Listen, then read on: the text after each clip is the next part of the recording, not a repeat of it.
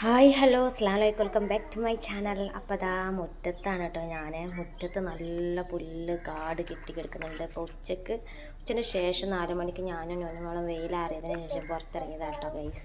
അപ്പോൾ നല്ല പുല്ല് കാട് കെട്ടിയിട്ടുണ്ട്. മഴയൊക്കെ ആയതുകൊണ്ട് നമ്മളിവിടെ എന്താ പറയുക, തൊടുവിൽ നിറച്ചും വെള്ളം കെട്ടിക്കിടക്കുന്നതുകൊണ്ടും അത്ര തോനെ പുല്ല് ആ സൈഡിലൊക്കെ ഉണ്ട്. അവിടെ നിന്ന് പടർന്ന് കയറി വരികയാണ് ഗൈസ്. അപ്പോൾ എല്ലാ മാസം ഞാനിത് നന്നാക്കിക്കൊണ്ടേയിരിക്കലാണ്. പിന്നെ നമ്മളിവിടെ ആദ്യം സൂര്യകാന്തി ഉണ്ടായിരുന്നല്ലോ, ആ സൂര്യകാന്തിൻ്റെ വീഡിയോ ഒക്കെ ഞാൻ ചെയ്തിട്ടുണ്ടായിരുന്നു. നല്ല പൂവൊക്കെ നിറഞ്ഞിട്ട് നിന്നിട്ടുണ്ടായിരുന്നു. അതൊക്കെ കൊഴിഞ്ഞ് വീണതാട്ടോ. കൊഴിഞ്ഞ് വീണ് വിത്തായിട്ട് മുളച്ച് കൊണ്ടിട്ട് കുറേ ഞാൻ പറിച്ചു. എനിക്ക് വലിയ പറിക്കാൻ, കാരണം നമ്മുടെ കാൽമുട്ടിൻ്റെ മുകളിൽ വരെ അത്രയും വലിപ്പത്തിൽ പൊന്തി കിടക്കുകയാണ് പുല്ലൊക്കെ. അപ്പോൾ ഗൈസ് പറിക്കാനും വേണ്ടിയിട്ട് ഞാൻ ഇങ്ങനെ നടന്നുകൊണ്ടിരിക്കുന്നത്. പറിക്കണം, എന്താ ചെയ്യേണ്ടതെന്ന് ഒരു പിടുത്തം കിട്ടണില്ല കേട്ടോ. അപ്പോൾ ഞാനും നോനുമോളും ഇങ്ങോട്ട് പുറത്തിറങ്ങിയപ്പം ഞാൻ ഇറങ്ങിയാൽ പിന്നെ അങ്ങോട്ട് പറിക്കും. വണ്ടിയുടെ ചുമരിൻ്റെ അരിക്കലൊക്കെ നല്ല പുല്ലുണ്ട്.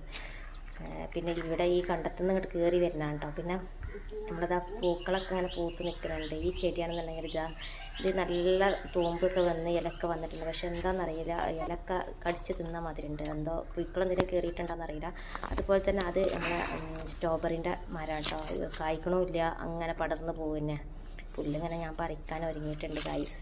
അതിൻ്റെ അടിയിൽ കൂടി ഞാൻ ഉമ്മാനൊന്ന് വീഡിയോ എടുത്തിട്ട് ഉമ്മ നല്ല വർക്കിലാണ് കൊലയുമ കിടന്ന് ഉറങ്ങുന്നുണ്ട്.